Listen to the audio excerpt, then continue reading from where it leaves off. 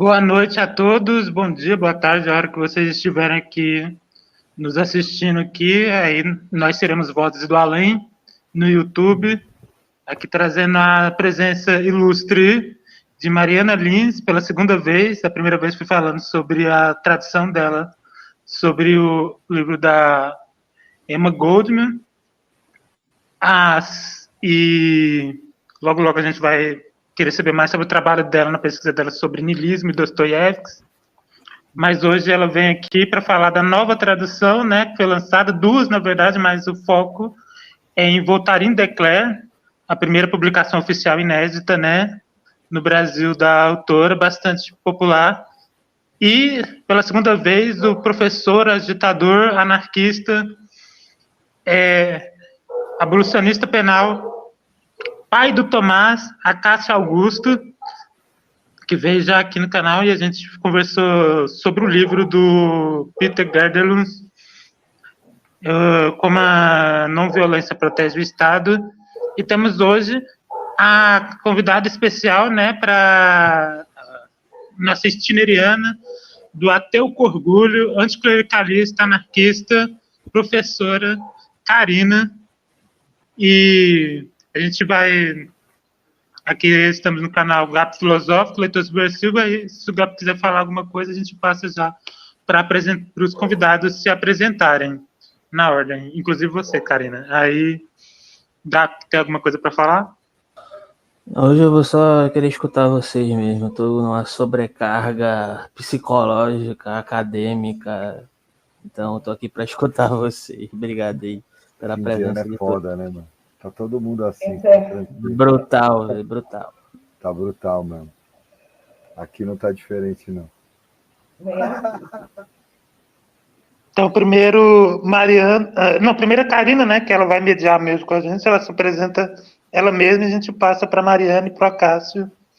Eu acho que passa para a Mariana, aí ela faz a exposição dela e em seguida para o Acácio ele parte para a exposição, pode ser? Pode ser. Então, bem-vinda, Karina, ilustre convidada, pode se apresentar. Obrigada pelo convite, né? Eu que agradeço imensamente por estar aqui, né? Aprender muito com os professores convidados. E eu sou Karina, né? Sou pedagoga, minha linha de pesquisa dentro da educação é pedagogia anarquista, educação libertária, como também desenvolvimento psicossexual da criança, da primeira infância, né? Estou aí na luta também. E trabalho com formação de professores, né? A partir dessa perspectiva libertária mesmo. Sou administradora do Ateu com Orgulho, como o Paulo falou, né? Tanto no Instagram quanto no YouTube, quem quiser, siga lá. Prazer, será todo meu, e de vocês também. Eu faço leituras, tá certo? Atualmente eu estou lendo Ateísmo e Liberdade de André Cancian, um autor brasileiro, né? Eu tento trazer autores brasileiros pouco conhecidos e que produzem bastante, para que as pessoas conheçam e o debate aconteça, né? No YouTube ou fora dele. Estamos aí, sempre. É nóis. É isso. Bem-vindo, Karina, e agora passamos para Mariana. Então, boa noite. Uma alegria também para mim estar aqui com vocês, com você, Leitor Subversivo, com o Gabi. Conheci agora a Karina. Uma alegria também reencontrar o Acácio, né? Que justamente quando eu conheci o Acácio, que começou essa história com o anarquismo. É que tem tempo, né? Que eu já terminei esse livro que foi lançado agora e tal, né? Que lá a gente se conheceu, tal. Ele falou desses textos, aí depois falou da Emma Goldman também. A gente começou a conversar e aí eu pesquisei lá. Fui fazendo os dois trabalhos simultaneamente, mas aí acabei me envolvendo mais com o da Emma Goldman. Então acho que é desde aquela época que foi pré-pandemia, pré-tanta coisa, né? Porque da pandemia para cá. Enfim, né? Não preciso contar para ninguém que está todo mundo sabendo. Então, para mim, enfim, é uma alegria, né? Estar aqui falando do livro.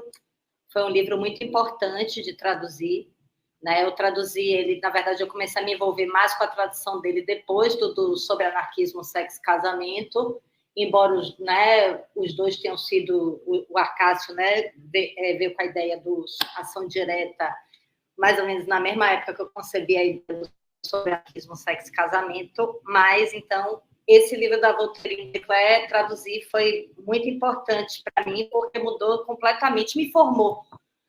Eu já tinha tido alguma relação com anarquismo, né, pelo Bakunin, por conta dos meus estudos do niilismo russo, que me levou ao estudo do populismo russo, né, que é onde o niilismo, o movimento niilista está inserido.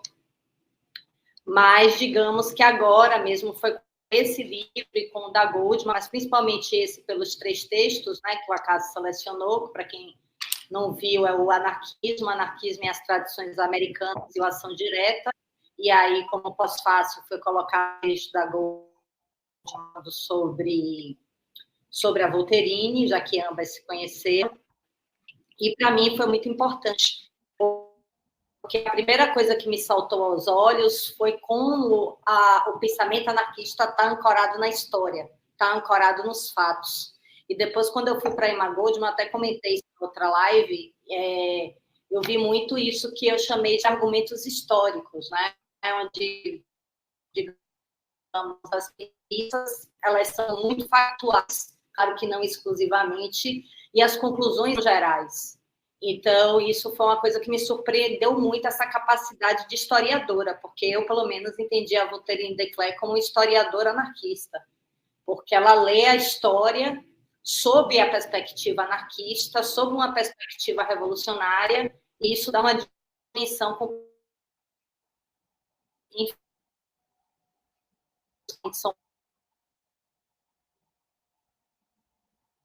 Tem algum problema na minha internet? Tá a fala?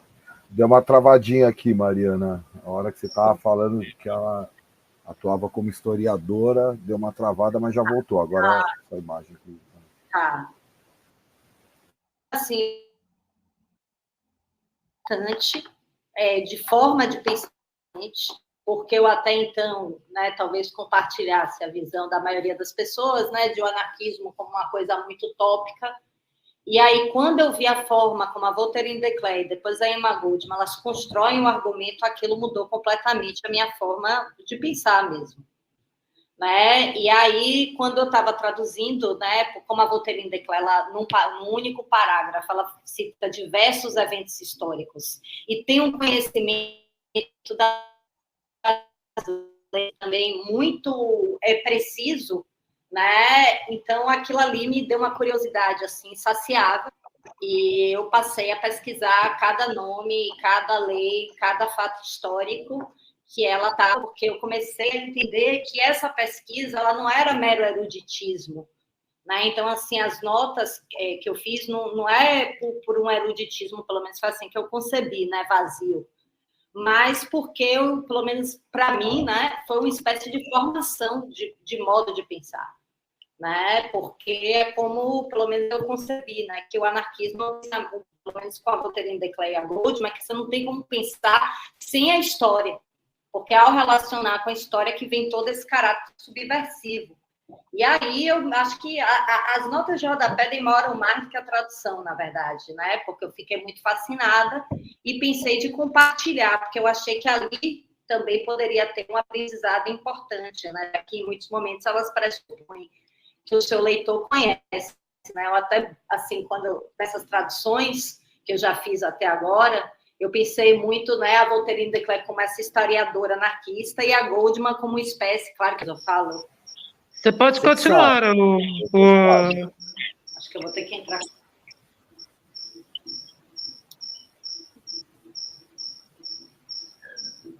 Você quer que eu fale, aí tipo, você dá uma estabilizada aí, depois você entra, Mariana? Você acha melhor? Tá, beleza. Não, então, como eu estava dizendo, a edição desses textos veio de uma conversa com o Jorge. Ele dizia, pô, mas o que você acha que tem que ser publicado? Tal, porque existe um conjunto de publicações de clássicos do anarquismo no Brasil, bom, há muitos anos, né, há mais de 100 anos, os anarquistas atuam, e os anarquistas têm nós temos um cuidado muito grande com publicações, com revistas, com jornais, né? E de uma produção, eu acho até interessante a leitura da Mariana, né? Situando a Emma Goldman um pouco como uma jornalista e a Volterini como uma historiadora, porque, na verdade, a grande maioria dos textos, talvez com exceção dos livros do Proudhon, lá da metade do século XIX, a grande maioria dos textos anarquistas são textos movidos pelos acontecimentos, né? Você não tem uma... Eu costumo dizer, né, que uma das diferenças fundamentais do movimento anarquista com o socialismo autoritário, com o que chamam de marxismo, é que ele não constitui escolas nominais, né, de mestres, né? As pessoas não são necessariamente bakuninistas, proudhonianas, goldmanianos, volterinianos, como no marxismo é mais comum, né? Você ter marxistas, trotskistas, leninistas, gramscianos, lukácianos, enfim, sempre seguindo a escola de um determinado mestre. Mas também porque os textos anarquistas, acho que isso vem desde o Bakunin, né? São escritos para responder uma urgência, né? No calor da hora, em relação a algum acontecimento, uma mobilização, um processo insurrecionário, ou mesmo uma revolução. E nessa conversa sobre o que deveria ser publicado, a primeira pessoa que eu pensei, o primeiro conjunto de textos que me veio à cabeça, foi justamente da Voltaire de Cleyre. Então, como eu estava dizendo, né? Você tem publicações que são feitas no Brasil, elas são mais escassas do que deveriam, né? Embora existam, mas desde ali dos anos 80 você tem Bakunin, Malatesta, Máquina, Kropotkin, Emma Goldman, assim, em menor número, mas você não tinha a Voltaire de Cleyre publicada em português. Quer dizer, o texto Ação Direta, né, que é um texto que foi publicado no Modern Earth em 1912, pouquinho antes até da morte da Voltaire, ele já circulava, inclusive com traduções em português pela internet, por algumas páginas, tal, escrito em inglês, né, era até de mais fácil acesso, mas você não tinha uma publicação sistemática. E aí o Jorge falou, bom, eu conheço aqui a Mariana, tal, vamos conversar com ela domina bem inglês, ela é tradutora, tal, e selecionamos esses textos, tendo como mote central o texto Ação Direta. Porque eu penso que o Ação Direta, esse texto, né, que foi publicado meio na forma de um panfleto, foi proferido como conferência também, ele é a definição mais precisa do entendimento anarquista do que é a ação direta. Por quê? Bom, de um lado, né, ele responde a uma urgência que, na verdade, já acompanhava os anarquistas desde o final do século XIX, né, porque com o fim da Comuna de Paris, a expulsão do Bakunin da Associação Internacional dos Trabalhadores por uma manobra do Marx, e a recomposição do movimento operário europeu, né, primeiro com a criação da Internacional Negra, que vai levar uma parte significativa do anarquismo europeu para a atuação nos sindicatos, né, seja no anarcossindicalismo, seja no sindicalismo revolucionário. E a atuação marxista se consolidando em partidos vanguardistas revolucionários, outras práticas anarquistas vão se distribuir de maneiras diversas, né? Quer dizer, uma parte vai partir para o entendimento de propaganda pela ação, que seriam ações mesmos, que isso é muito curioso, né? Bom, enfim, eu sou professor de Relações Internacionais na Unifesp, pesquiso terrorismo há muito tempo e tal. Inclusive, quando a gente se conheceu para fazer a seleção, a tradução dos textos, quando eu conheci a Mariana Viu Jorge, eu falei para ela, eu sempre fui um grande fã do Barazov, né, o personagem principal do Bazarov, Barazov ou Bazarov? Do Pais e Filhos, né, do Turgenev, que era um sujeito que só lia Proudhon e o Tratado de Física, né, da onde vem um pouco o entendimento moderno do niilismo, o anarquismo está atravessado por isso. Bom, mas fechando esse parênteses, então, o meu interesse, digamos assim, de estudo nesse texto da Voltaire tinha a ver com essa relação com a ação direta. Então, quer dizer, nesse final do século XIX, uma parte do movimento anarquista se volta para o sindicato há uma emergência, especialmente na França, mas depois com grandes repercussões nos Estados Unidos, do que vai ser conhecido depois como anarco-individualismo, Emile Armand na França, Benjamin Tucker nos Estados Unidos, e figuras como a Voltairine e como a Emma Goldman vão, digamos assim, descolar desses adjetivos, né? Tanto que na apresentação a gente fala que a Voltairine é uma anarquista sem adjetivos, no sentido de que tanto a Emma Goldman como a Voltairine, que eram pessoas de temperamentos muito diferentes, embora fossem amigas, elas vão tanto ter o interesse no anarquismo como um estilo de vida, como uma prática pessoal, como uma filosofia, né? A própria Voltairine chega a dizer isso diretamente no texto dela, ela fala, eu entendo o anarquismo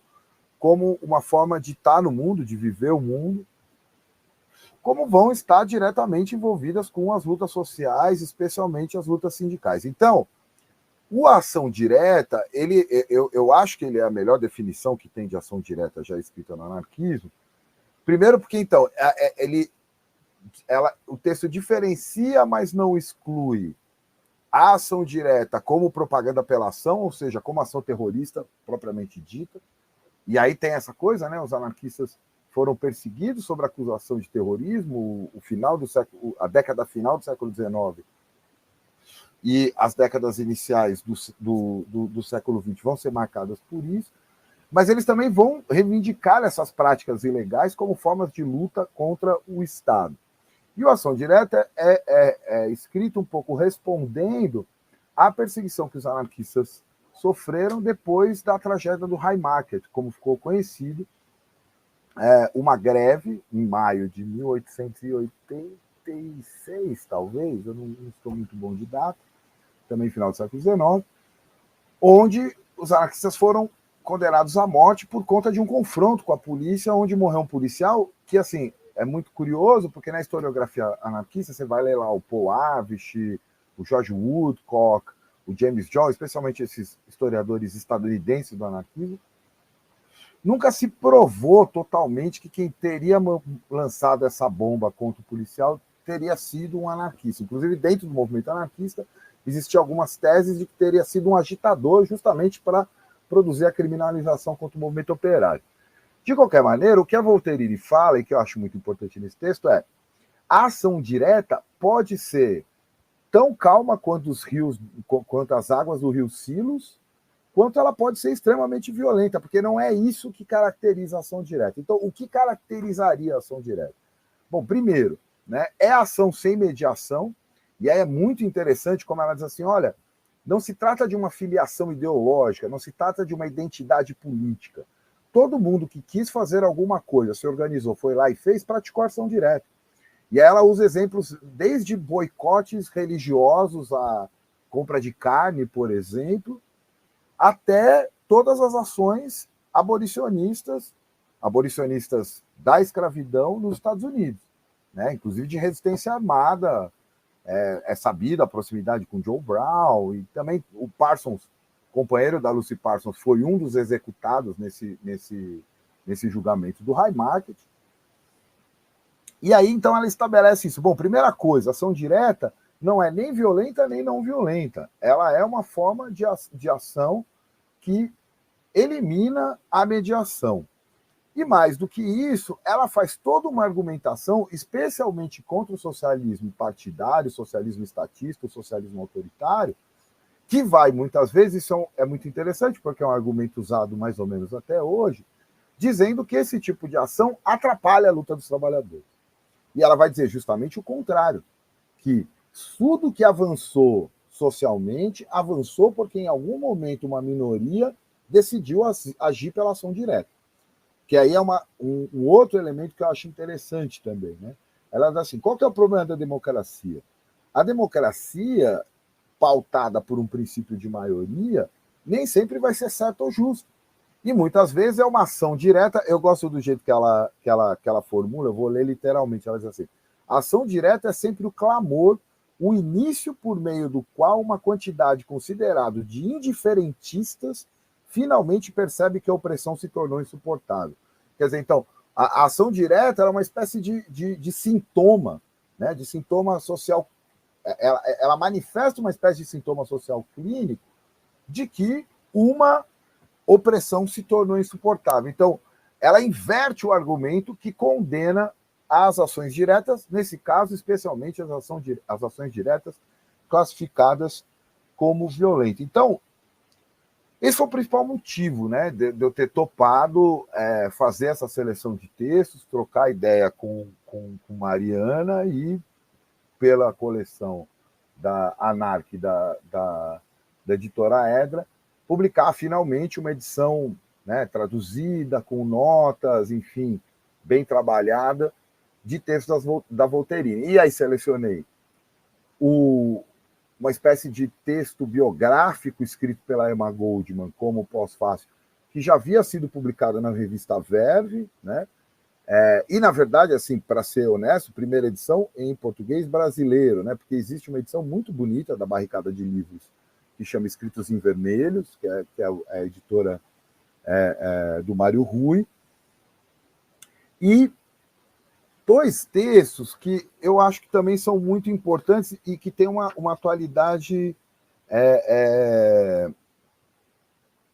assombrosa, assim, né? Primeiro, o anarquismo, então, onde ela dá essa definição do anarquismo, quer dizer, o anarquismo não é uma especialidade, o anarquismo não é uma ideologia política, o anarquismo não é uma identidade, o anarquismo é uma forma de ser e de estar nesse mundo, e o anarquismo e as tradições americanas, né, que talvez, né, a gente poderia atualizar aí as tradições estadunidenses, onde ela joga com esse limite que muitas vezes causa confusão, até hoje causa confusão, entre uma certa experiência de um liberalismo radical estadunidense e a proximidade disso com o anarquismo. Não só por conta do como a Mariana estava falando, de temas que hoje, inclusive, são destacados erroneamente pela extrema-direita, mas como a própria extrema-direita, no pós-guerra, vai tentar se apropriar do termo libertário, né? Aí, além de todas as questões políticas, isso só manifesta o que é a prática comum dos liberais, né, dos capitalistas, quer dizer, eles são os verdadeiros praticantes do roubo, eles tentam roubar essa palavra do movimento anarquista, palavra que foi forjada pelo Joseph de Jacques na França e foi recolocada em jogo pela Louise Michel e pelo Sebastian Faure para nomear um periódico que eles faziam no final do século XIX, experiência da independência dos Estados Unidos, enfim, da guerra, ela comenta longamente a Guerra de Secessão, né? A chamada Guerra Civil. Mas, então, bom, posto isso em relação ao texto e ao livro, e para não me alongar muito, eu acho que vale, então, 2 ou 3 palavras ainda sobre a edição e depois sobre a própria Voltairine. Bom, sobre a edição, então, escolhi esses textos por esses motivos, nasceu dessa conversa com o Jorge e com o Mariano, e a Mariana faz uma tradução muito cuidadosa e muito generosa também, porque a quantidade de notas históricas que ela coloca no texto é de uma importância gigantesca para uma edição como essa, porque, de fato, né, como eu disse lá no começo, a maioria dos textos anarquistas, seja com caráter mais histórico, como destacou a Mariana, seja com caráter mais jornalístico, como ela destacou em relação a Magoldo, textos como esse, né, por exemplo, o Ação Direta. O Ação Direta é um texto que já tem 111 anos, né? Vão se referir a situações que nem sempre o leitor comum está familiarizado. Então, ter uma notinha chamando a atenção para isso é fundamental, do ponto de vista informativo desse leitor, mas também para situar o próprio movimento da argumentação da Voltairine.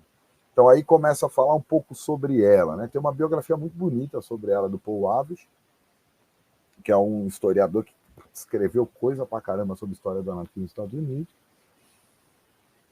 que ela, como eu disse, ela era muito amiga da Emma Goldman, mas tinha temperamentos muito diferentes, que a própria Emma Goldman brinca, né, que se ela era a mulher mais perigosa da América, e assim ficou taxada a Emma Goldman,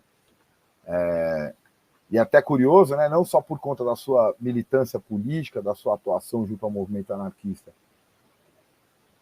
mas porque ela rodava os Estados Unidos ensinando às mulheres métodos anticoncepcionais, o que era um escândalo naquele momento, e hoje em dia, de alguma maneira, é também, pelo menos para alguma parte da sociedade. Ela dizia que a Emma Goldman dizia que a Voltaire de Cleyre seria a mulher mais dadivosa da América. Por quê? Porque, de fato, a biografia do Avish dá conta de, primeiro, era uma mulher muito erudita, era professora de línguas também, como a Maria, né, de literatura, enfim, ensinou francês, tal, né? O nome dela o pai dela é de origem francesa e o nome dela vem de uma homenagem que o pai rendeu ao Voltaire, né? Então é Voltairine por conta do Voltaire. Mas foi uma pessoa que teve muitos problemas de saúde e que cuidava também de uma mãe muito debilitada. E diferente da Emma Goldman, ela era menos... explosiva não é uma boa palavra, mas a Emma Goldman, todo mundo todo registro biográfico tem da Emma Goldman dizia que ela era uma pessoa fascinante falando, né? Que ela se empolgava, ela tinha um domínio muito brilhoso do ato de fala, né? Da hora de se dirigir às pessoas. Já a Voltairine, ela tinha esse caráter, esse temperamento mais, digamos, intelectual, no sentido que ela, como ela mesma diz, ela escrevia tudo que ela falava, né? Então, o Ação Direta foi publicado no Modern Earth depois dela ter lido esse texto como uma intervenção pública em defesa aos anarquistas do High Market. Então, acho que por tudo isso e por muito mais, que eu não pude falar aqui, não tive tempo de falar aqui, eu acho a Voltairine uma figura importante para o movimento anarquista, ainda hoje, né?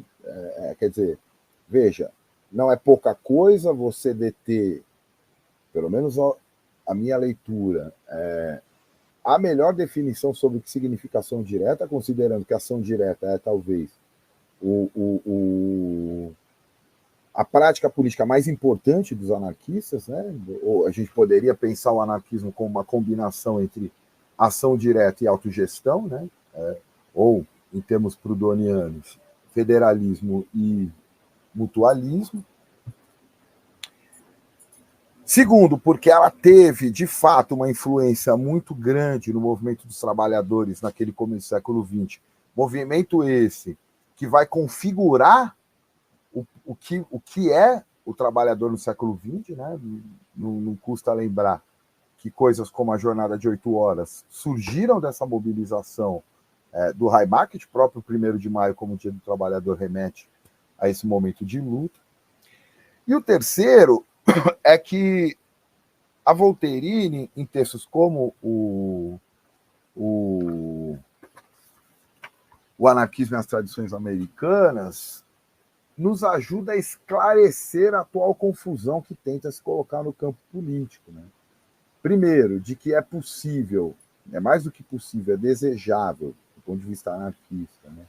A crítica radical ao planejamento, ao dirigismo, ao vanguardismo marxista, especialmente marxista-leninista, tanto ela quanto Emma Goldman eram grandes críticas da experiência soviética, né?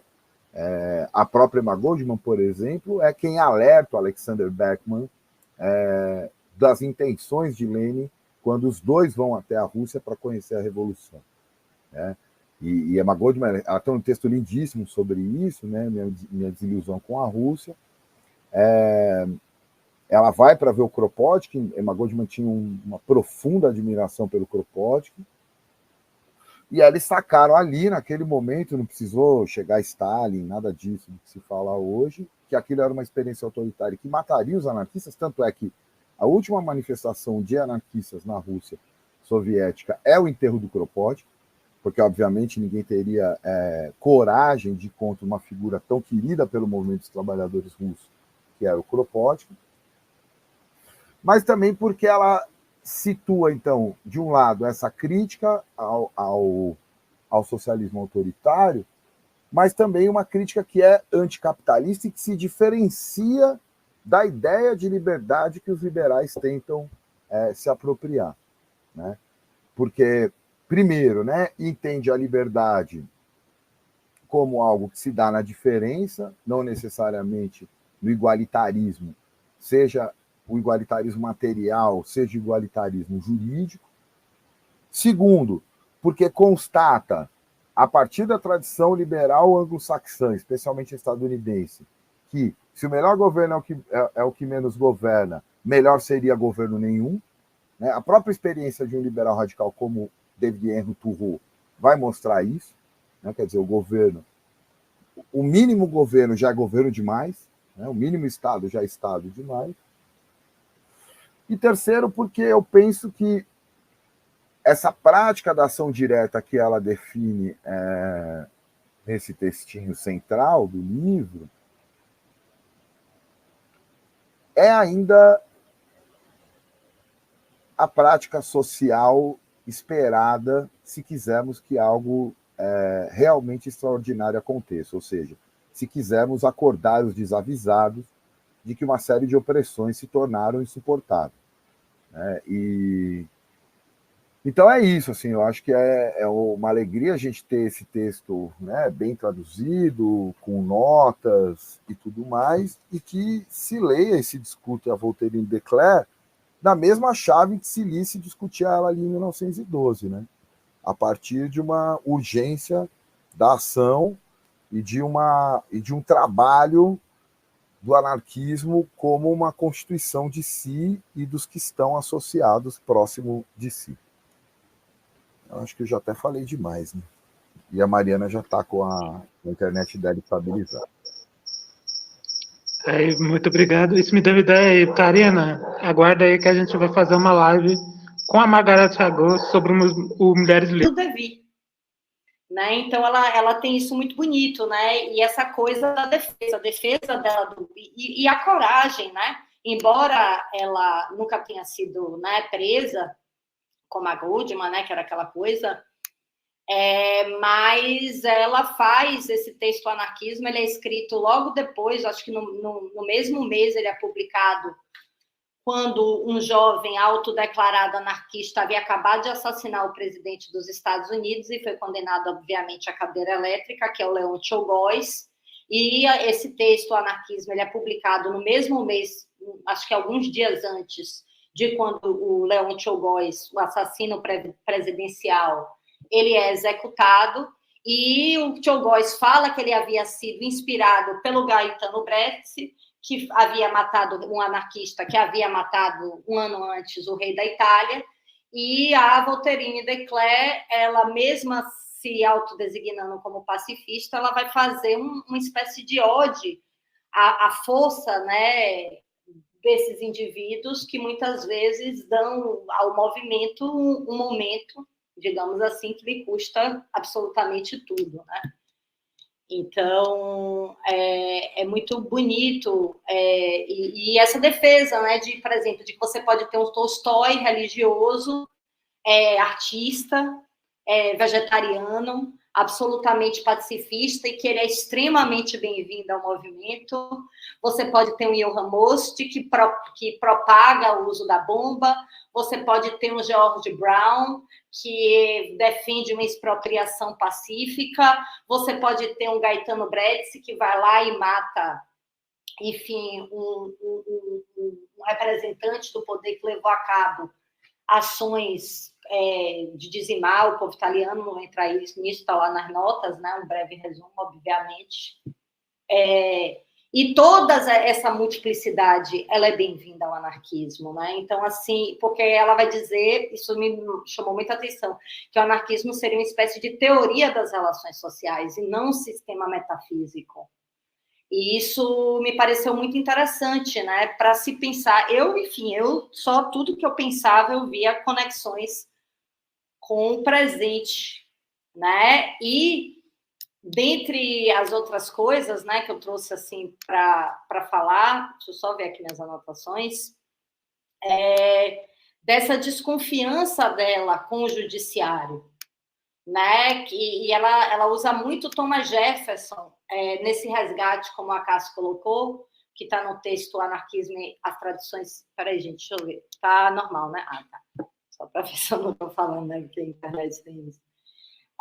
Nesse texto Anarquismo e as Tradições Americanas, onde ela vai trazer muito Thomas Jefferson, e ela traz, assim, citações do Thomas Jefferson muito impressionantes, né?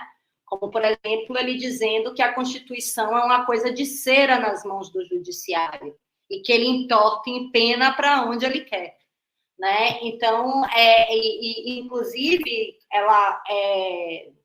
ela vai falar também no outro texto aí que eu estou traduzindo, que como é que se diz, que quando ela...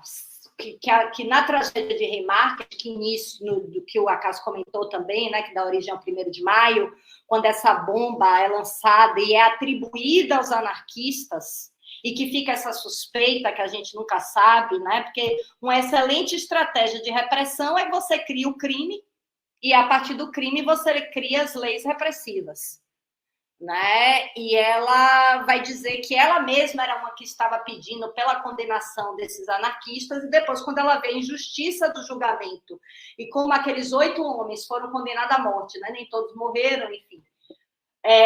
Porque, enfim, um se suicidou antes e 2 fizeram uma petição para o governador pedindo perdão, mas como os 8 homens eles haviam sido condenados sem nenhuma prova. E aí, o que é que ela coloca? E isso é uma coisa, assim, eu não consigo, né? E me chama, desculpa, viu, gente, é que eu estou falando por mim mesmo, né, a Voltairinha, não. Mas me chama, assim, muita atenção, né, de ter visto essa coisa dali da esquerda com o judiciário, né? Como se o judiciário fosse assegurar a liberdade, assim, quando, enfim, né, um negócio, ainda mais depois da Lava Jato. Eu falava, gente, espera que eu não estou indo para... Né? Como diz Raul, para o mundo que eu quero descer. Aí, o que ela coloca, né, que o Thomas... assim, que ela vai colocar nessa coisa do remarket, que quando ela vê... É ali que ela diz que ela se torna definitivamente anarquista, né? Porque ela vai dizer que até então ela acreditava na imparcialidade essencial da lei americana e no julgamento por júri. E que depois desse caso ela já não pôde mais.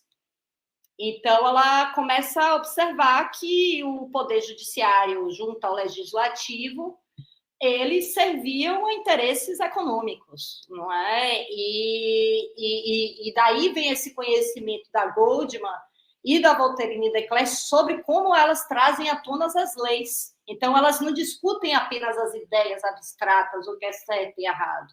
Elas vão para o fato concreto. E de modo simples. Porque, como também o Acaso colocou, o que a Voltairine de Cleyre fala? Olha, é bom que venham os intelectuais e falem de forma rebuscada e tudo mais, é super bem-vindo igualmente, mas não é o essencial. Por quê? Porque o anarquismo é uma coisa dirigida às pessoas comuns, inclusive, sobretudo aos deserdados da terra. Então, ele tem que ser, ele é dito de uma maneira simples, e ele está preocupado com as questões do presente. Então, ela vai mostrar, né, então você encontra nesses textos essa desconfiança do judiciário e do legislativo e, ao mesmo tempo, esse movimento, né, de que você joga uma bomba. No texto dela que eu estou traduzindo agora, Construção de um Anarquista, ela vai se referir a um caso que ocorreu na Espanha na mesma época, no mesmo ano, basicamente, que esse acidente do Haymarket. Claro que estava se rolando no movimento anarquista manuais sobre fabricar bomba e o direito das pessoas terem de se defender violentamente de um Estado violento. Mas, né, nesses 2 eventos, esse que ela conta da Espanha, ela vai dizer que também teve uma bomba que ninguém sabia onde é que era, que foi atribuída aos radicais, 300 pessoas são presas e são torturadas. Mas ainda que a gente esteja com sinais trocados no nosso tempo, mas, de qualquer maneira, é algo que dá outros elementos para poder se pensar. né? Que é como ela fala, né? Ela cita o Thomas Jefferson, que eu faço questão de citar, que ela bota, né? A Constituição é uma coisa de cera nas mãos do judiciário, que ele pode retorcer e moldar em qualquer formato que deseje, né? Um dia nega o habeas corpus de Lula, no outro dia torna não sei quem inelegível, e aí por aí vai, né? E aí ela também cita, né, essa coisa do Jefferson falando a importância de você ter rebelião, de que o sangue dos governantes volta e meia, como o abuso de poder enfim, é uma coisa, né, até que algo aconteça mais humano, demasiado humana, né? Então, que de vez em quando é preciso adubar a terra com os sangues dos tiranos. Porque com o povo a gente já sabe que a terra é adubada o tempo todo, né? Ninguém precisa se surpreender, né? A questão é mais pensar por que a gente se surpreende tanto com o sangue de alguns e não tanto com sangue de outros, né? Quando esses alguns estão em lugar de poder, né? Então ela tem essa negação muito forte de você oferecer ao Estado o poder de punir e de violentar, né? Tanto que, como a Cássia também colocou, e a Helena na introdução deles, quando ela sofre um atentado de um jovem que tinha problemas mentais, ela faz questão de não condená-la, até porque ela sabia, né, de não processá-la, até ao contrário, ela faz movimento para poder conseguir advogados para ele, até porque ela sabia que ele era inimputável. Então, o que é que ela fala? Né? É preciso que tratamentos sejam dados aos enfermos, e, ao mesmo tempo, que as condições de vida não levem as pessoas a extremos tais, né? Então, né, acho que é mais ou menos isso, né? Essa coisa da aceitação da multiplicidade, essa coisa de você recontar a história que ela chama, né? Muito bonito ver como ela reconta essa história da Revolução Americana e como ela demonstra como o americano médio é formado ouvindo a história da Revolução Americana de uma forma, que eu estou botando palavras na boca dela, conservadora. Não é a mesma coisa quando muitas vezes a gente estuda as rebeliões no livro da escola. Ali a gente tem uma série de exemplos de ação direta que ela faz questão de destacar, que é isso que é muito poderoso, porque ela mostra estratégias, inclusive de boicote, que eu novamente me surpreendi, que recentemente estava lá a direita fazendo boicote, e, enfim, então, assim, né, é preciso... Então, ela lista ali uma série de métodos de ação que a gente que estão aí passíveis de aprendizagem. E, além do mais, assim, ela é uma... Além de ser uma pensadora muito erudita, uma historiadora, e, ao mesmo tempo, sempre trazendo à tona o caráter subversivo da história, né? Ao invés dessa história, né? Porque ela vai dizer, o americano ouve a palavra Revolução Americana, ele vira patriota. Mas se ele ouve a palavra revolução em qualquer outro contexto, ele diz que é terrorismo, quer dizer, ela não fala assim, né? Mas se apavora, né? E tudo mais. E além de tudo isso, e aqui eu vou né, encerrando, ela é uma poetisa, assim, espetacular. Assim, olha que esse negócio de poesia, né? Ser poeta é um negócio difícil. E, né, e ela cai entre nós, assim, mas ela tem umas poesias eróticas que é uma coisa, assim, de louco, sabe? Fica, assim, impressionada. Que é o que a Emma Goldman coloca, né? Que ela tinha esse ascetismo, essa coisa fechada, mas, ao mesmo tempo, ela tinha uma coisa muito ardente, assim. Então, de fato, uma pensadora muito impressionante, assim, né? E, ao mesmo tempo, muito simples. E traz essa questão dessa conciliação da multiplicidade, ao invés de divisões que muitas vezes a gente vê no movimento, né? Onde a gente pode, pelo menos assim, como é que eu entendi, como essa aceitação da diferença, e não aceitação, tem que aguentar o outro porque ele é diferente e pensa, não, mas como uma celebração dessa multiplicidade. Né? E isso eu acho que também a gente pode aprender, assim, né? De sair dessa mania que eu fico brincando, né? Que a gente tem mania de Deus do Velho Testamento, que ao mesmo tempo acredita que tudo que você fala é realidade, né? Falou, pelo amor de Deus, a gente tem que sair das palavras e ir para voltar para as coisas mesmas, né? Por exemplo, vamos brigar sobre o marco temporal que estava aí, tudo bem que a gente não conseguiu nem ir para a rua nem nada e o negócio está todo empenado aí, né? Vamos discutir a lei, Vamos olhar a lei, vamos ver quais são os interesses econômicos que estão ali, né? Então, assim, eu acho que elas trazem muito, trouxe muito essa formação, pelo menos para mim, que aí modifica completamente o modo de pensar. Bom, então eu encerro por aqui. Então, magnífico. Eu gostaria, né, de fazer meus apontamentos aqui, coisas que eu devia ter falado lá no começo, né, mas falar só agora, né.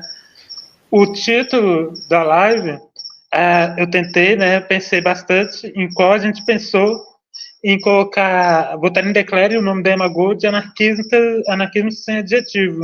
Mas eu estava procurando uma frase mais, um título que fosse mais poético, que eu ainda estava no PDF, não tinha chegado o meu livro, e eu estava lendo o texto da Emma Goldman pela Verve, da Verve, né? E lá eu retirei a frase, o título da live que eu tirei do próprio texto da Emma Goldman, que é uma citação da Voltaire de Cleyre. Eu queria fazer essa ponte com Max Stirner, que eu vi essa relação mais inicial, o que depois dela coletânea eu vi que ela está próxima, mas ela se separa bastante. A própria forma... e outras coisas que influenciaram também, né, foi que quem viu a postagem no Facebook, que a gente colocou dos múltiplos perfis, eu coloquei a música da Hilda Hilst, um poema da Hilda Hilst, cantado pela Zélia Duncan, musicado pelo Zé Cabaleiro, em que ela fala é um poema baseado em honra a Dionísio, o deus da orgia, das festas, do teatro, da arte e da embriaguez e da violência catártica, da loucura, que é o poema de Ariana para Dionísio, em que é uma poetisa, que ela é abençoada pela palavra, pela beleza do gesto poético, do pensamento, da profundidade, mas não tem beleza física, que é uma coisa que a Emma Goldman trata ali, sobre a questão de que... sobre isso que eu queria apontar agora, né, para a questão da Voltaire, indo mais para a questão da Voltaire, né, que é que ela era uma mulher que tinha suas contradições, ao mesmo tempo que ela apresentava esse radicalismo, essa abertura, e agora essa que eu não sabia, que ela tem poesias eróticas ali, ela também levava uma vida ascética, ao mesmo tempo que a gente pensa nela, aí é uma outra contradição, pensa nela mais próximo do anarco-individualismo, que seria mais que possui uma filosofia mais do Carpe Diem, do viver a vida, ela, em vez de ser uma anarco-individualista que faz essa louvação à vida abundante, né, que apropria-se para si mesmo daquilo que você quer, e aquilo se torna seu direito, que é ainda um discurso socialista, né, comunista, mesmo que seja bastante crítico dos comunistas também, o Stirner, ali, ela, ao mesmo tempo, vai para uma vida ascética de pobreza. Então, ela tem uma coisa que ela se aproxima mais do ascetismo das esquerdas radical, dentro do anarquismo, e da outra forma ela vai para... e depois ela vai para essa outra forma. Então, ela tem esses dois polos, assim, bastante interessantes nela.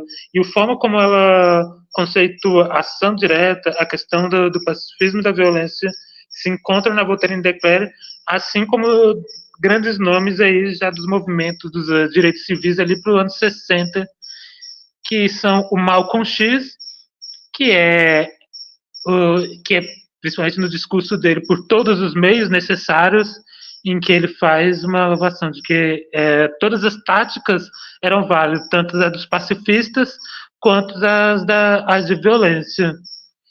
E, por incrível que pareça, ela também acaba se aproximando de Martin Luther King, principalmente de Martin Luther King, ali quando ele estava para ser assassinado, que é aí que ele já estava na lista da CIA considerado como um dos caras que eles deveriam vigiar, que ele era problemático, em que ele já estava fazendo homenagens à violência popular, que é uma coisa que a galera tenta usar de token, de forma racista, pegar o Martin Luther King para defender que, não, O certo é ser pacifista e tudo mais, se esquece que o Martin Luther King elogiava a revolta popular, que ele já estava se aproximando desses movimentos mais radicais e que ainda estava num período em que o Fanon revela que ele fala da atmosfera da violência que agitava as lutas anticoloniais, né? Você sabia que teve uma derrota do exército francês ali na China, e isso agitava as outras colônias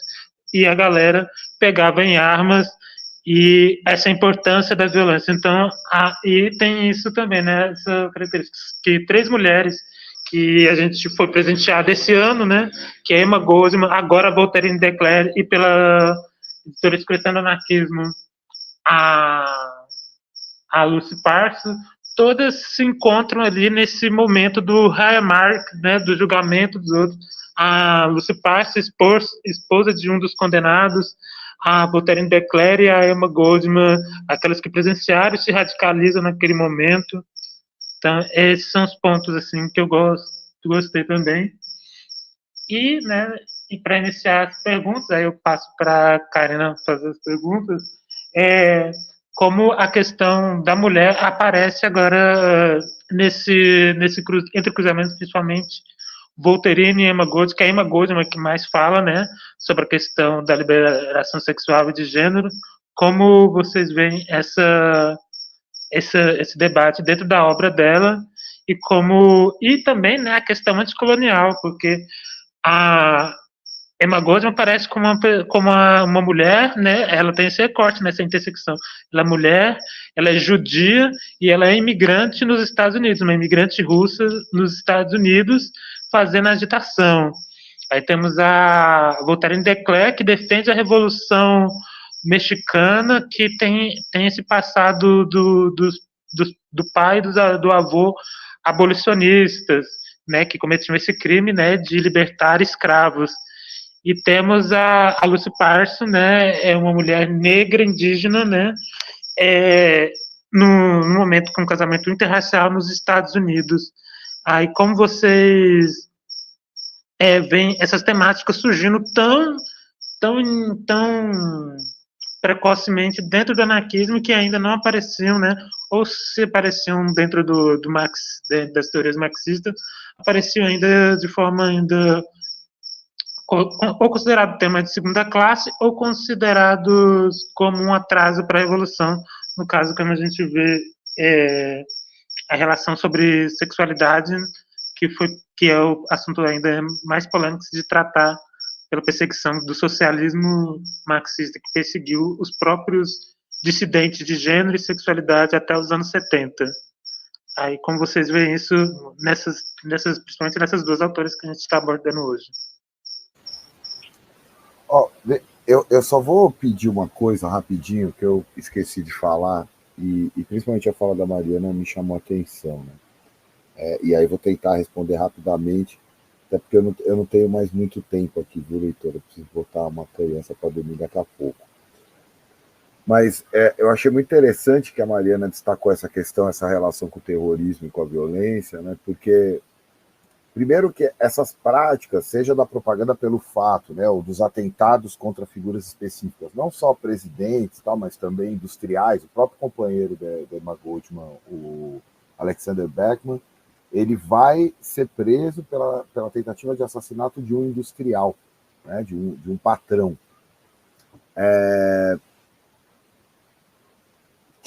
Tem 2 coisas ali que são interessantes, são bem diferentes do que vai acontecer depois no século XX.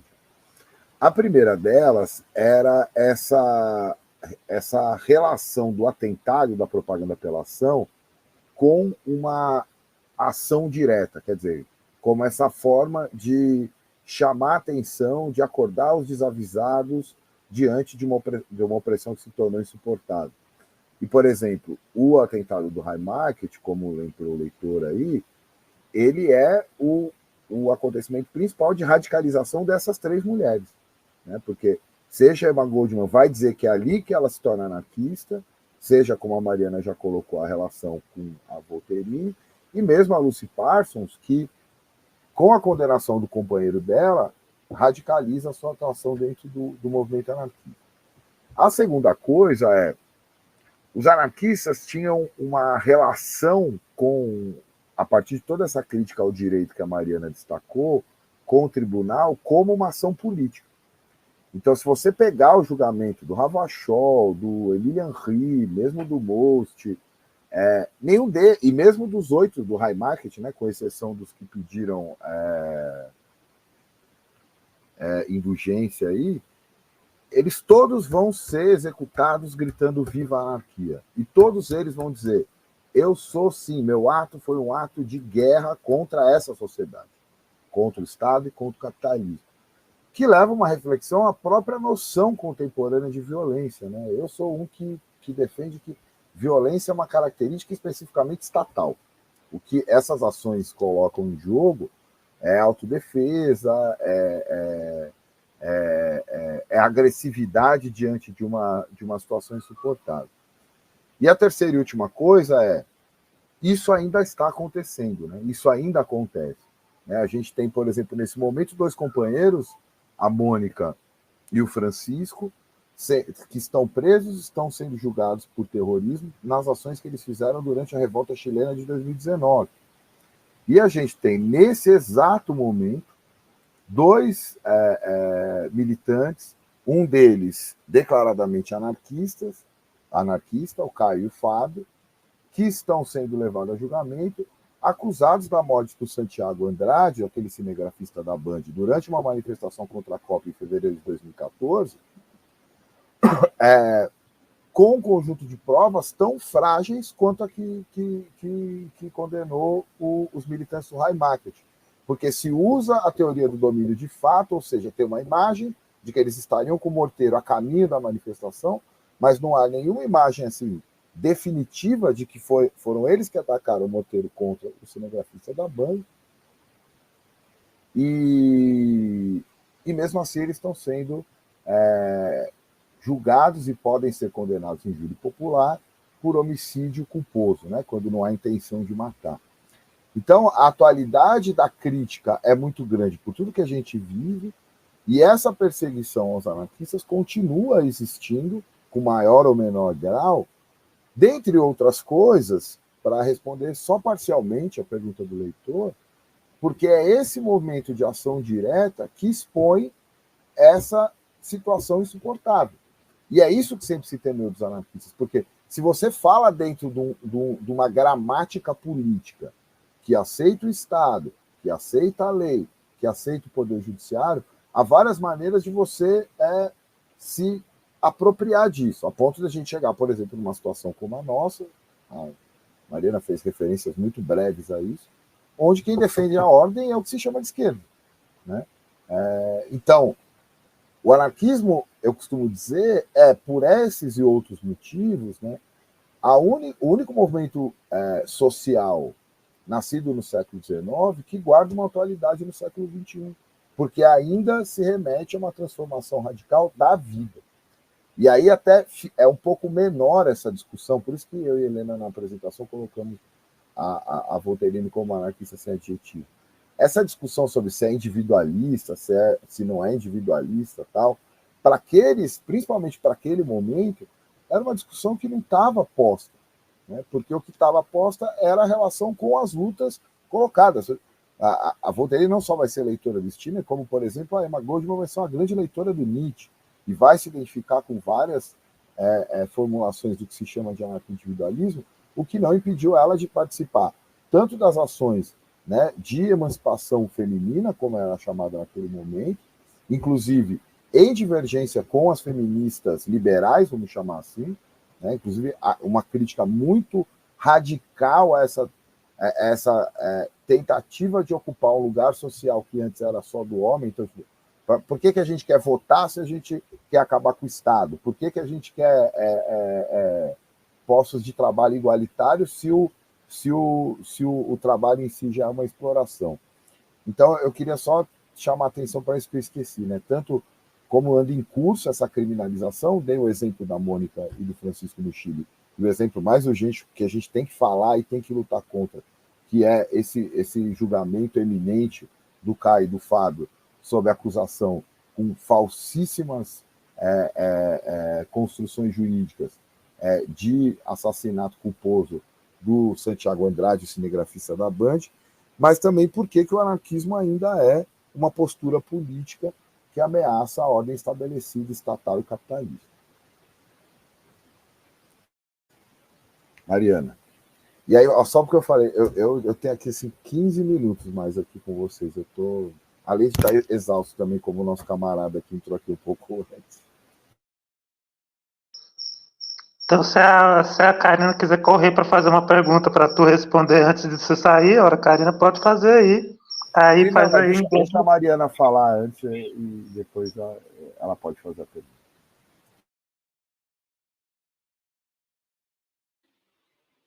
Então, o leitor chamou a atenção dessa coisa, né, que a Emma Goldman, de fato, ela faz essa análise, né, da sexualidade da Voltairine de Cleyre, né, do que hoje a gente poderia chamar de repressão.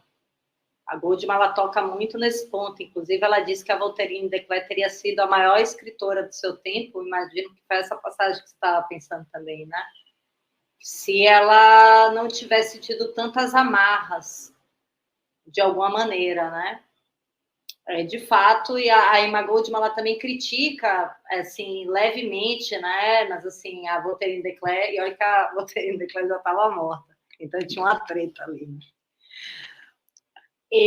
Porque a Voltairine de Cleyre, ela era muito austera e que ela era muito dura com ela mesma.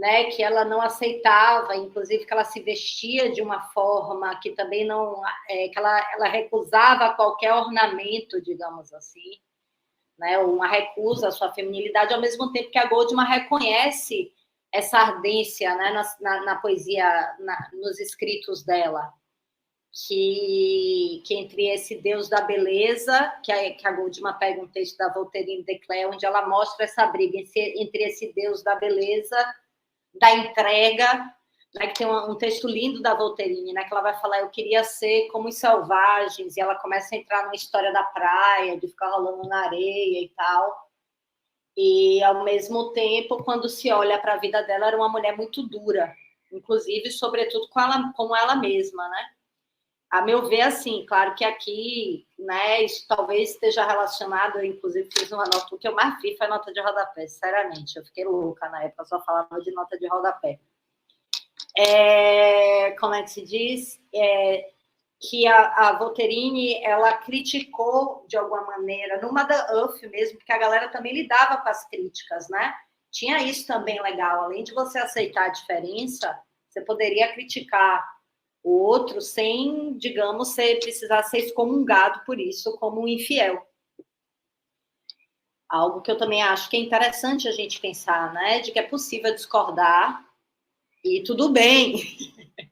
Inclusive é saudável. Se somos cabeças pensantes, concordar já tem alguma coisa 100%, claro que tem que ter alguns postulados em comum. Mas a Voltairine, ela critica a Emma Goldman, porque quando a Emma Goldman chama a Voltairine para poder ir para um circuito, a Voltairine entra no circuito de palestras da Emma Goldman, que tem a ver com os leitores do Mother Earth também, que eram o quê? Intelectuais, artistas.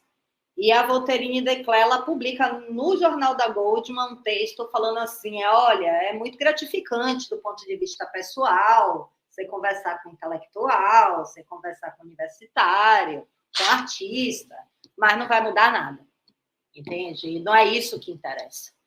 O que interessa é voltar para o povo.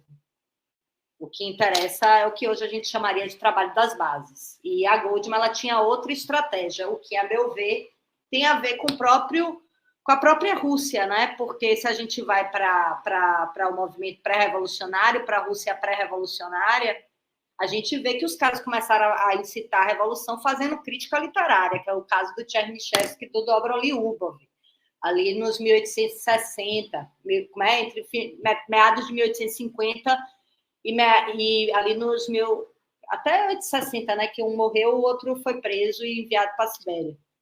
Mas, assim, então a Goldman, a meu ver, ela traz essa tradição, mas a Voltairine, ela despreza isso, né, e ela se mantém fiel talvez o que a gente poderia chamar, porque eu fiquei pensando muito nessas críticas que a Goldman fez a Voltairine de Cleyre, né? Tanto essa desse ascetismo e dessa dureza de ela não fazer nenhuma concessão ao luxo, ao luxinho, né? Nenhuma concessão ao conforto, e ao mesmo tempo, como é que se diz? E ao mesmo tempo,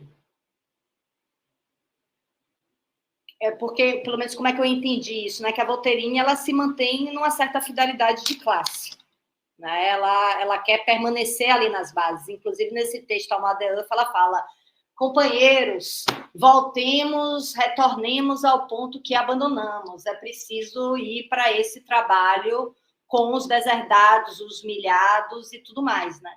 Então, eu tinha pelo menos teve essa, e a Goldman, ela repete, na mesma edição, a Goldman, ela dá uma resposta imediata à Voltairine.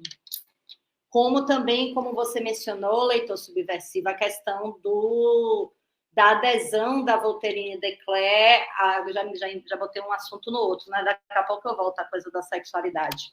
Mas, assim, da adesão da Voltairine de Cleyre, a dedicação profunda que ela teve à Revolução Mexicana. E a Voltairine de Cleyre, ela também vai criticar os radicais estadunidenses, e a Goldman parece que entra nesse pacote, se justo ou injustamente, aí eu não... Porque tem uma agora que eu traduzi recentemente, que é uma coisa assim de louco. Daqui a pouco vai ter aí essa novidade, né, desses textos mais sexuais. Mas eu acho que a Goldman está aplicando a ideia dela à Voltairine, né? E também ela conheceu a Voltairine pessoalmente.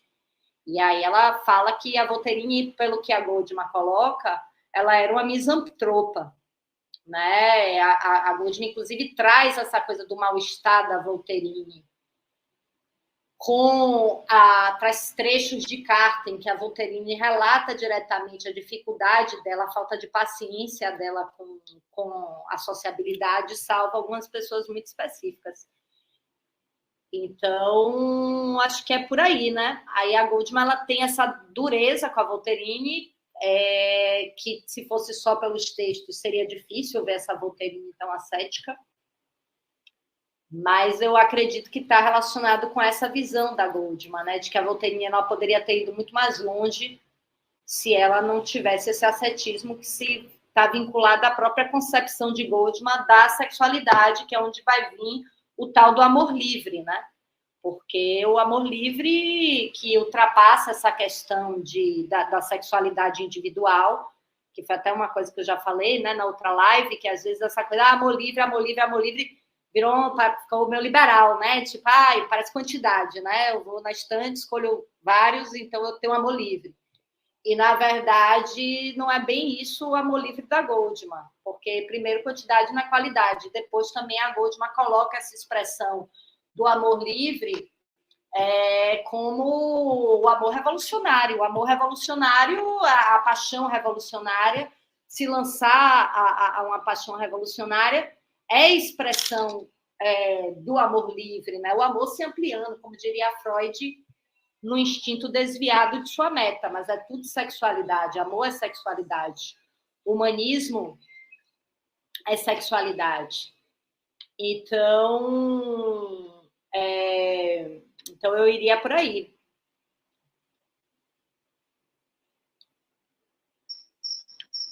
Sim, aí, Karina, você pode já soltar o verbo.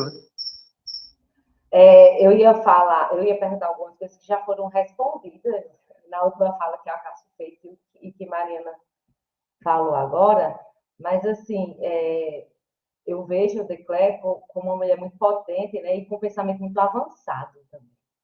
Quando ela coloca que essa questão da pluralidade, né, no movimento feminista, que essa questão do voto, né? Por que votar se a gente está lutando contra o Estado? Porque ela coloca como a questão da mulher obreira, a questão da mulher latino-americana, né? Como você fala, ela tem essa visão muito forte. Na questão das lutas mexicanas também, mas ela, como pedagoga, né? Eu sempre procuro os textos sobre educação, e ela coloca essa questão da educação feminina, né, a partir da racionalidade, dessa educação racionalista, né, para colocar como uma condição para que essa mulher, tanto tenha na sociedade essa posição de igualdade, né? E isso, para a época, incomodou um pouquinho, tanto que ela era muito estigmatizada, muito perseguida, e tinha realmente essa criminalização em torno dela, né?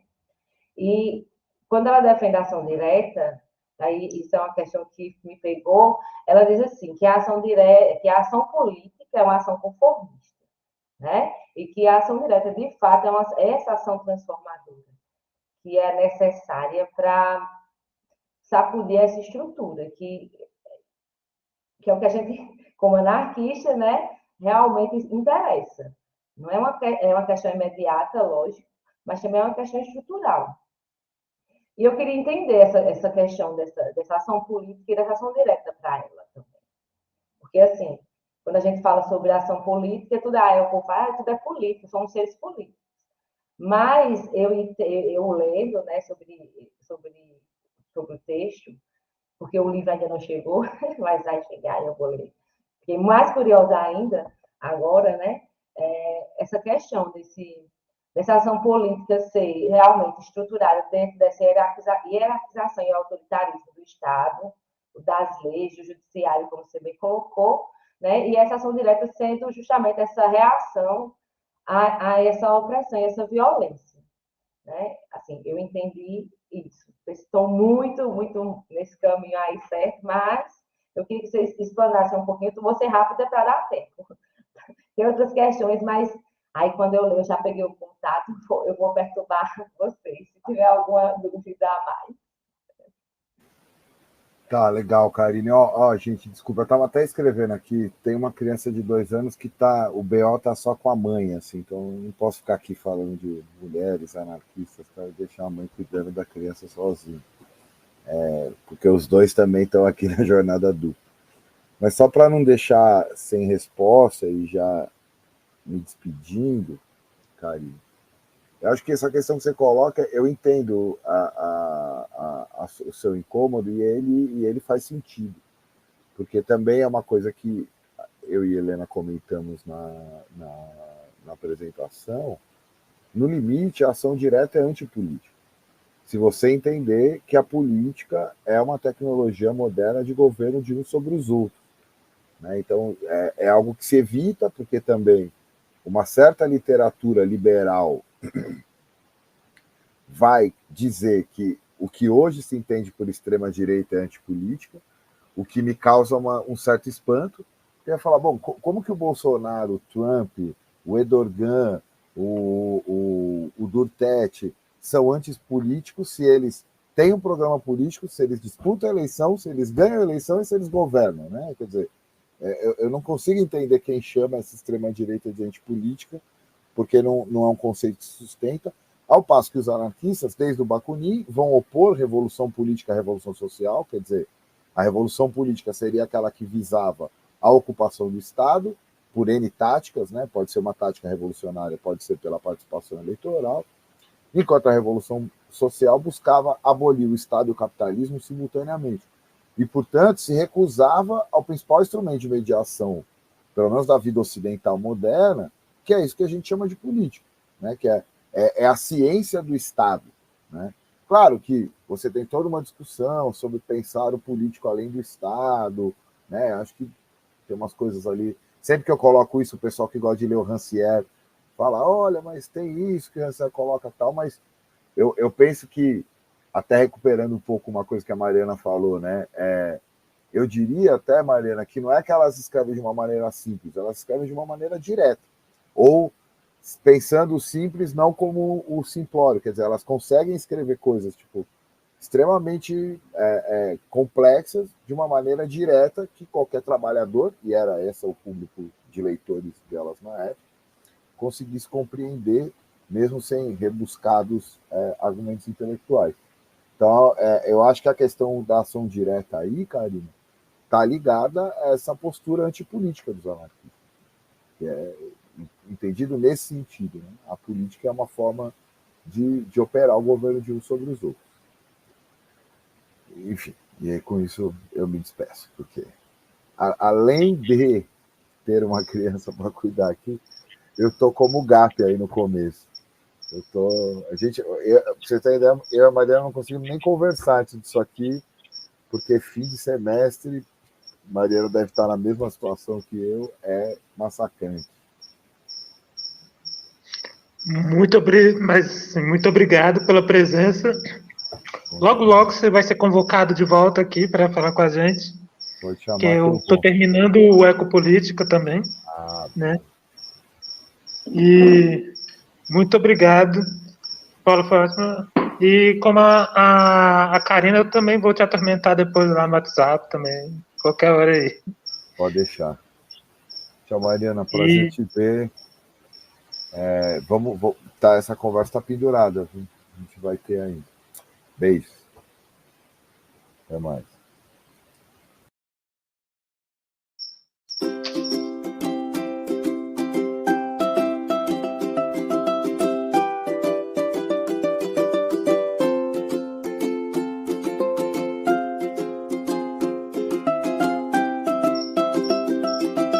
Gap, não era para encerrar a live, não.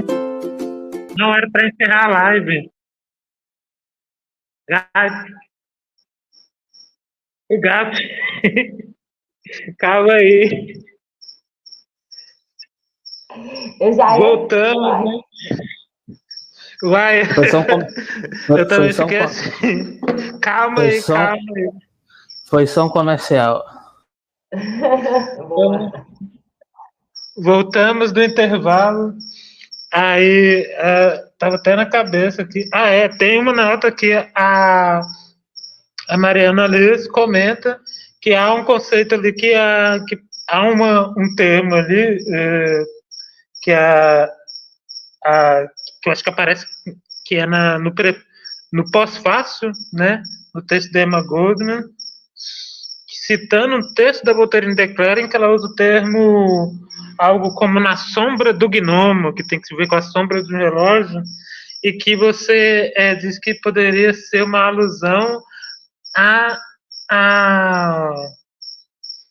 como é que é mesmo? A alegoria de Platão, Alice da Caverna, sobre as sombras, né? Aí eu gostaria que você explicasse mais sobre como você enxergou essa relação aí nessa nota de rodapé aí, que eu fiquei curioso, que você disse que seria uma coisa boa para explorar. Aí já estou jogando aqui o verde para a gente explorar aqui ao vivo. Então, eu tenho até que lembrar, é verdade, para você ver como eu fiquei obcecada, né? Com essa coisa da nota de rodapé. Mas antes, deixa eu só... Agora eu vou ter que dar uma olhada, porque eu já nem me lembro. É porque realmente tem bastante tempo que eu terminei essa tradução. Deixa eu só achar aqui. Mas uma das coisas... Viu, Karina? Só comentando rapidamente a sua questão, que o Acácio respondeu, só um adendo. Eu também fiquei pensando, né? Porque essa coisa da política, acho que o que eu entendi, assim, né? Até fazendo... Deixa eu achar aqui, gente, que eu perdi agora.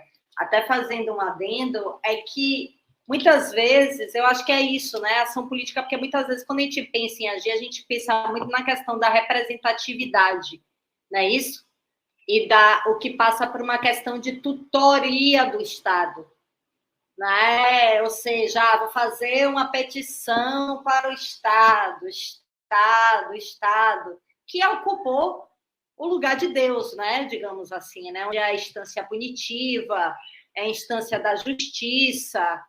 Né? Então, é engraçado como a gente tem essa relação com o Estado. Eu agora mesmo estava relendo, porque estava dando aula a genealogia da moral. Quando Nietzsche falava de Deus, eu falava, cara, é a esquerda atual, né? Enfim, falando do Estado, né? O Estado e tudo mais. Então, muitas vezes, quando se organiza, se pretende atingir esse lugar de representatividade, não é isso? Então eu vou organizar aqui um movimento e depois eu vou me eleger, digamos, não vou me eleger, não, vou me candidatar. Então, eu acho que é um tipo, tanto que ela vai dizer que geralmente é espontânea, mas não necessariamente espontânea, também pode ser estratégica, que é muito importante, eu acho, a gente começar a pensar mais estrategicamente, né, politicamente, ou de modo anarquista, né, que é difícil tirar essa palavra do vocabulário. Mas, pelo menos, como eu entendi, nessa diferenciação que ela está fazendo de ação política e ação direta. É uma ação, né? É quando você não pressupõe a representatividade.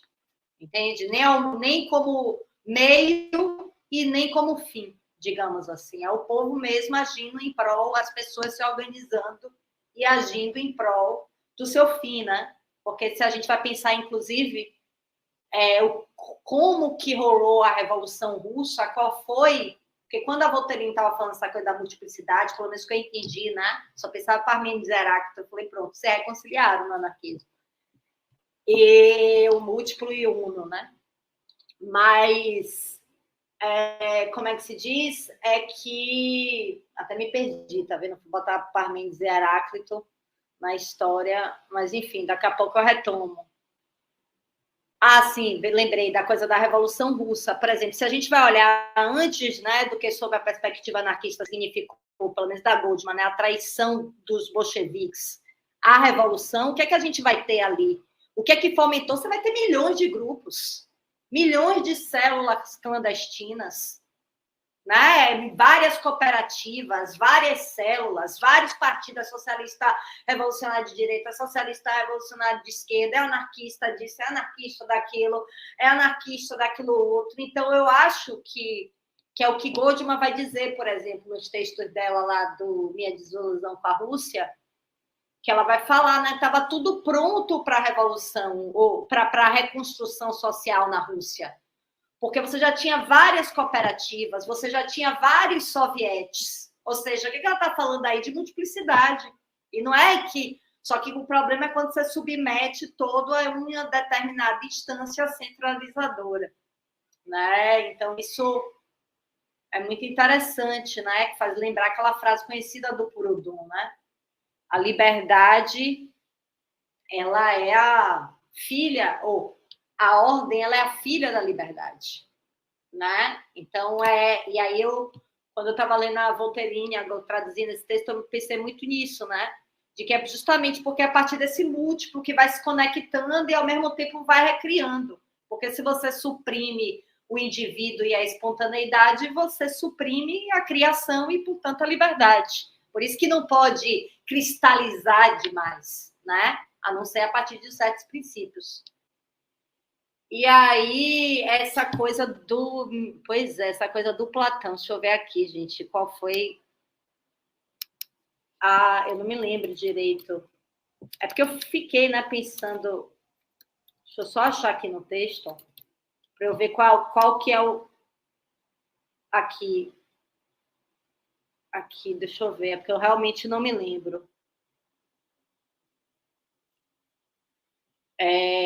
Em tudo que vi, porque aqui o Leitor Subversivo, ele fez, só para quem está assistindo não ficar perdido, é que o Leitor Subversivo, ele fez menção que às vezes é muito difícil traduzir a Voltairine, né? Eu achei muito mais simples traduzir a Goldman do que traduzir a Voltairine sob certa perspectiva, porque às vezes, como ela tem essa verve poética, né, torna a coisa um pouco, pelo menos dos textos que eu traduzi até agora, né? Torna, enfim, um negócio difícil, assim. Mas, ao mesmo tempo, muito interessante. E aí o Leitor Subversivo se referiu justamente a um trecho que a Goldman cita, um texto da Voltairine, e ela fala da linha de sombra de uma ideia. E aí eu fiquei pensando, né? Primeiro eu fui pesquisar o que era tal dessa linha de sombra, e aí vi, porque eu realmente nem me lembro, gente. Aí que a Voltairine de Cleyre se refere a essa linha de sombra, eu lembro que eu demorei um tempão para poder entender isso. E aí depois eu comecei a ver que a linha de sombra é o termo técnico utilizado para designar a sombra feita pelo gnomo, que é aquela ponta, né, do relógio solar, para quem não conhece, né? Então o sol vai se mexendo e você tem ali que vai formando mais ou menos a hora, né? Que é como se fosse o ponteiro do relógio solar, né? Que indica a hora.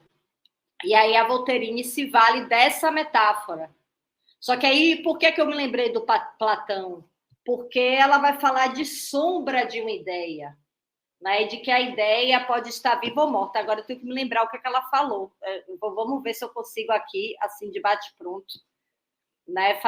Lembrar aqui com Platão, porque é aqui, ó. Aqui eu vou citar, então, a Voltairinha, eu já vou me lembrando, tá, gente? Em tudo que vive, caso se olhe com atenção, em tudo que vive, né, está projetada a linha da sombra de uma ideia.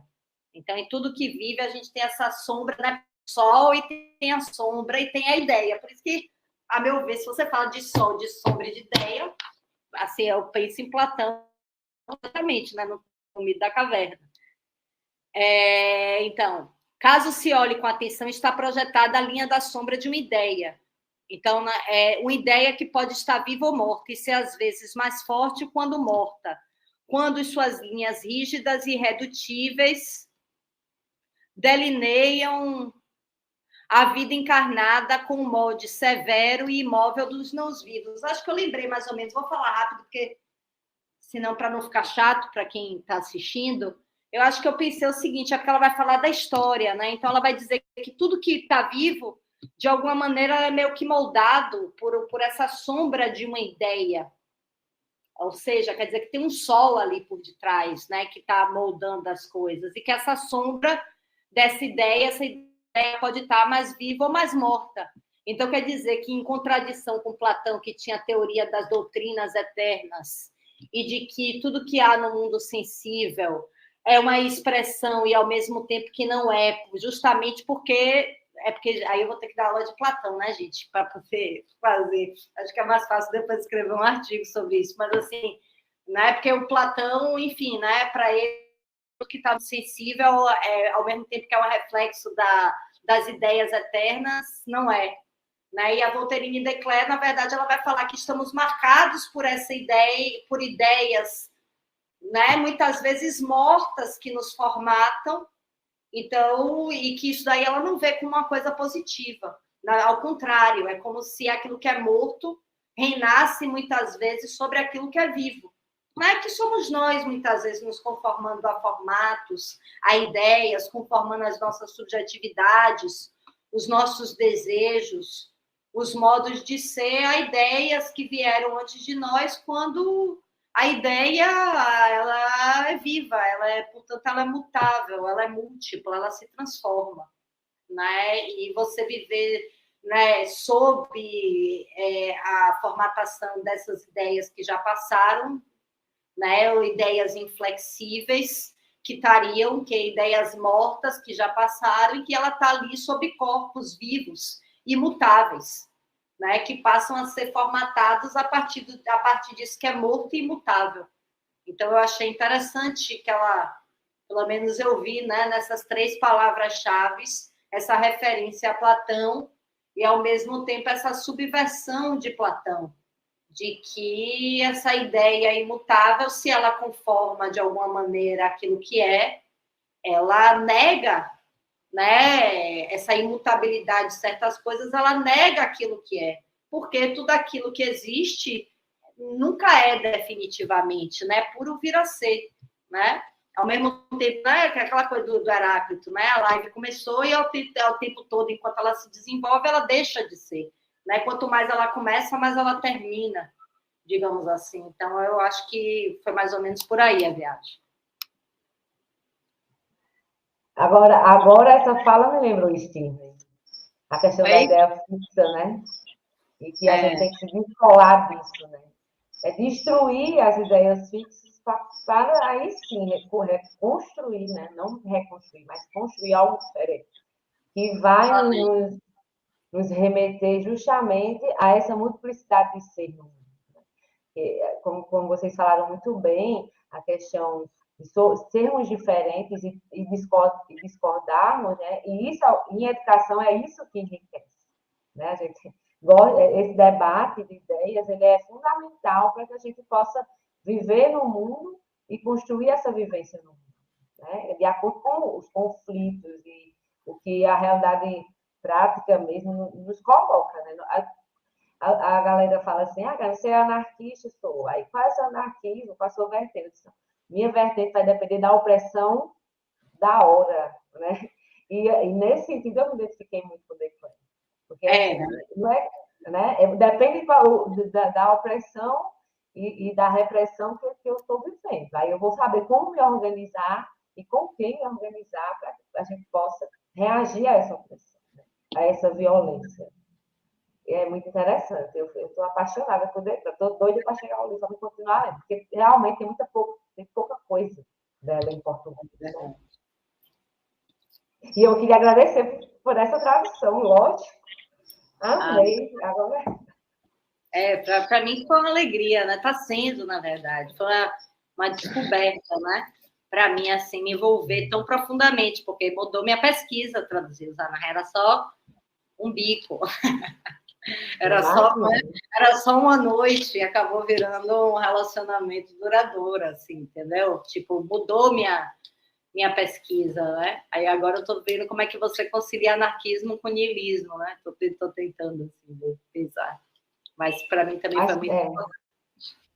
É muito bom. Está sendo, né? Está sendo, porque agora eu estou traduzindo a Voltairine também.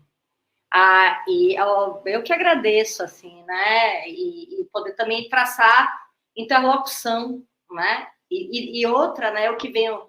Tem muita gente, né?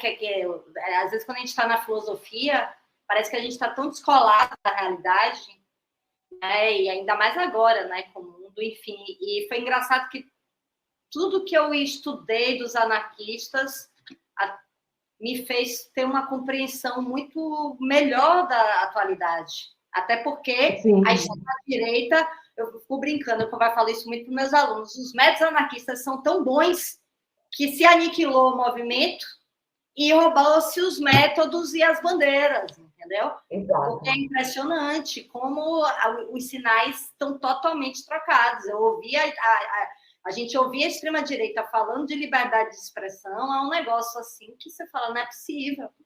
Né? Assim, é uma apropriação brutalizante, né? Então, assim... Enquanto vocês estavam falando, né, eu também me lembrei muito de Maria Lacerda de Moura, não sei se você conhece ela, né? Mas, assim, eu acho que ela leu Declan, com certeza, ela lê muito ela, né? Com certeza. Uhum. E, assim, muita coisa que Maria Lacerda falou e escreveu, assim, Declan falava e escrevia também. Assim, a questão da mulher operária, a questão dessa luta na base, né? De você ter que estar lá junto com a comunidade, com os trabalhadores. Porque, assim, ela não era... Declan, né? Ela não era a voz ativa dentro do sindicato, mas ela estava ali organizando as mulheres para combater pelegagem, para conscientizar o operário. Então, assim, isso é muito Maria Lacerda. Eu acho que ela também bebeu um pouquinho de Declan, com certeza. Eu estou apaixonada, eu vou ler bastante. Estou só esperando, né? E a Nil, gente, deixa eu só dar um adendo aqui. A Nil, que está aqui, História com a Nil, ela é outra apaixonada e estudiosa de EMA também. É muito bom, ela tem um canal muito bom, esse canal dela, que ela fala muito sobre essas questões também. Na questão da Revolução Russa, a questão de EMA, ela vai se embora. História e anarquismo é com Nil também, muito bom. A gente tem que, inclusive, fazer esse encontro da Mariana Lins com a Nil, que a Nil comentou bastante aqui sobre a Emma Goldman. Seria interessante ver uma filósofa, uma historiadora. E a Mariana traduziu também, fez uma revisão, né? Reviu a tradução do indivíduo, a sociedade e o Estado, né? Eu estou esperando aí também, eu espero ganhar esse. Estou emocionada. Eu quero também. Como é que eu faço? Na verdade, eu retraduzi do zero. Porque pelo menos foi isso que, né, me pediram para traduzir, eu fui para retraduzir do zero. E aí reorganizei, vamos marcar e a história com a Nil. Então, eu acho que é isso, né? Vamos fazer esse movimento, né? Tipo, pelo menos vocês já devem estar, né? Eu que fico sempre, né, atrás do computador e tal, mas o anarquismo me deu muita vontade estudar o anarquismo, de tentar fazer o movimento até enquanto é tempo, né?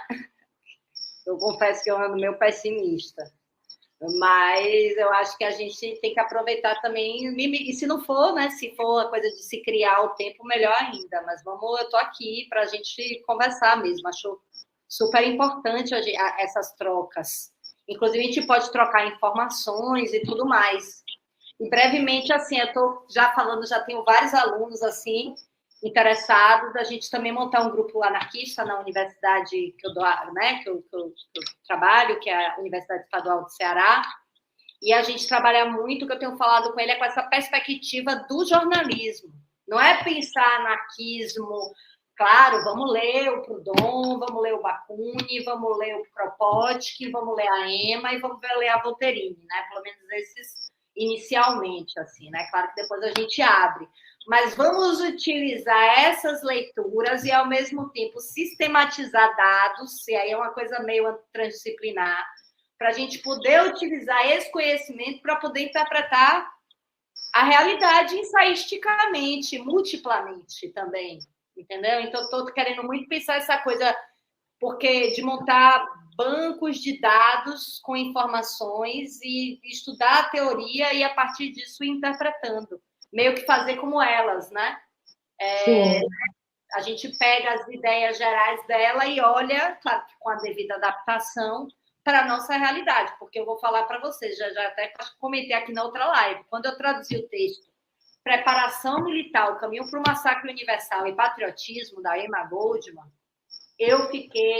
me deu um bug temporal, porque eu já não sabia mais o que era presente, o que era passado, e temi terrivelmente pelo que será o futuro, entendeu? Porque é muito impressionante. Então, na verdade, é aquela coisa, né? Se repete. Então, tá tudo dado, já pensaram, como elas pensam muito enraizada na história, então é um negócio que, né? Claro que, né, não querendo dizer, é a verdadeira interpretação da história, aí tem a santa paciência. Se a gente for esperar para ter a verdadeira interpretação da história para começar a tentar interpretar, mas assim, fazer... Ou então, por exemplo, no marco temporal, eu falava, poxa, que falta que faz uma Volterini, uma Emma Goldman, a gente está discutindo o marco temporal com palavra de ordem. Cadê muita, claro, você que há exceções, né, gente? Estou falando de um modo geral. Mas cadê a leitura? Vamos ver a lei, vamos discutir, inclusive agora, né? Foi vetado, mas esse veto não é exatamente veto, segundo alguns. Só que é tanta coisa acontecendo que eu acho que é interessante que a gente... Quer dizer, já deve ter, né? Não estou sabendo, assim. Não estou dizendo que não tem, né? Mas eu tenho pensado por aí. Então, ou seja, tudo isso para dizer sim, vamos conversar. Agora, uma coisa que a gente estava discutindo esses dias, né? A galera que produz conteúdo anarquista no YouTube, e a mim fala muito sobre isso. Depois eu mando o link para tu conhecer o canal dele também.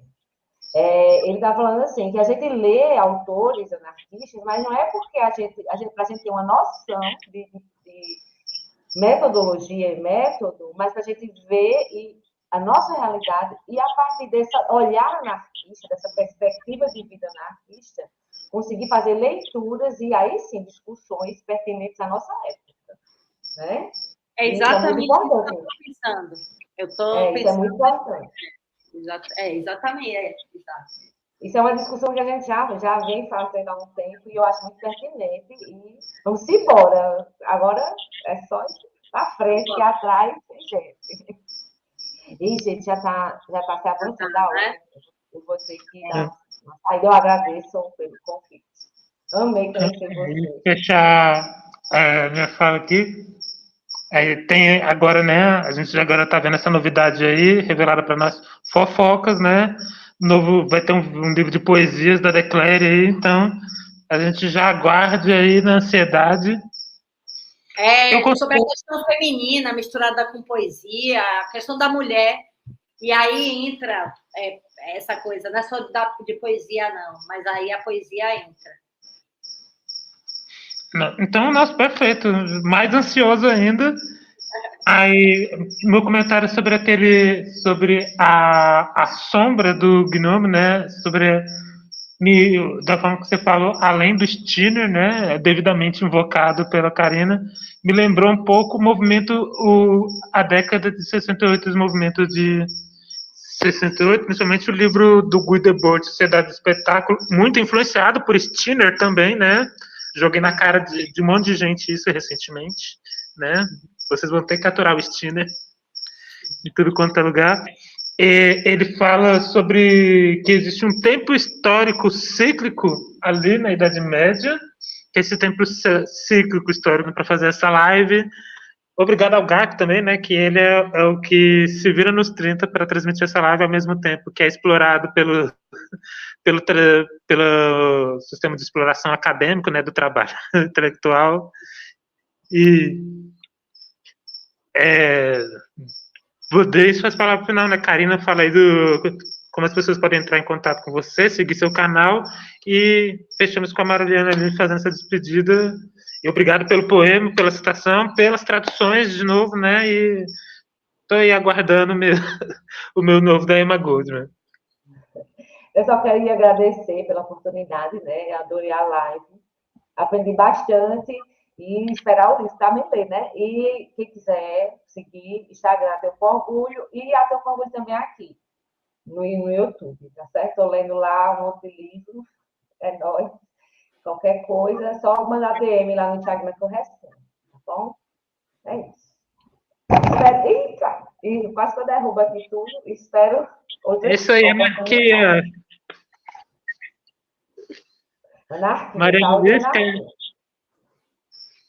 Então, eu super agradeço, foi um prazer te conhecer, Karina. Leitor Subversivo, sempre bom falar.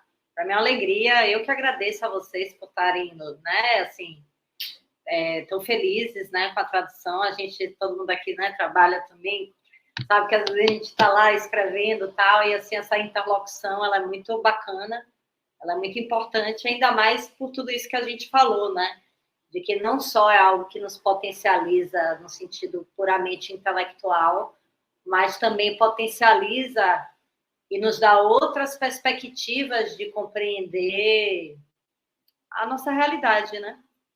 Então, a Kay, meu aluno, muito bom, Kay, sua presença por aqui, né? Foi meu aluno, de aula de anarquismo, estava lá, a gente tem conversado bastante. Então, é isso, gente. Muito obrigada, boa noite. Eu agradeço a presença de quem assistiu. É isso. Sempre bom.